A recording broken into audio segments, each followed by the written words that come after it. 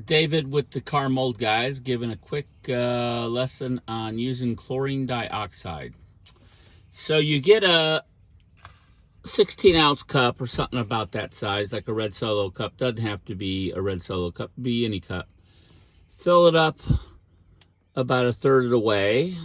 I'd say about 4 to 5 ounces maximum of water. That's where that black line is. That's about where you'd fill it up. Now I put a plastic bag here in the cup holder just because this will splatter.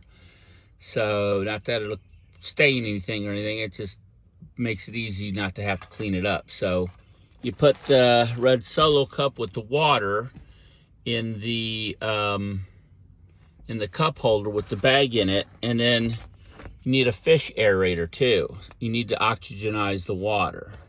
So you just put the aerator hose down into the water, turn on the fish aerator, make sure it's down in the water and there's bubbles coming up, and then count out approximately 25 1-gram chlorine dioxide tablets, and make sure all the doors are closed, and then drop the tablets into the water and close the door.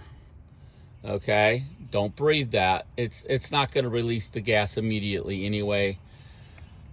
The main thing is when you come back after 2 hours, run it for about 2 hours.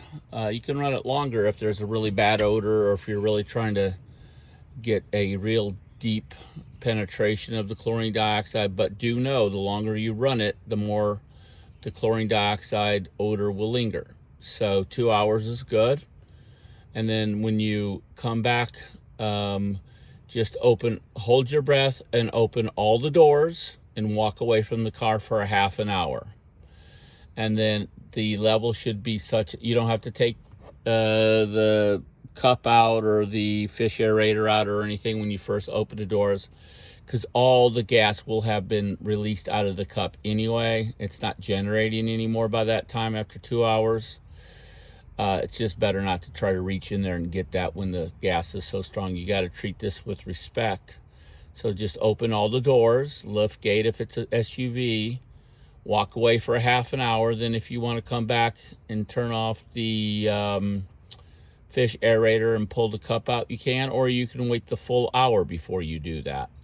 But it needs to air out a full hour. Actually, the recommendation is 15 minutes, but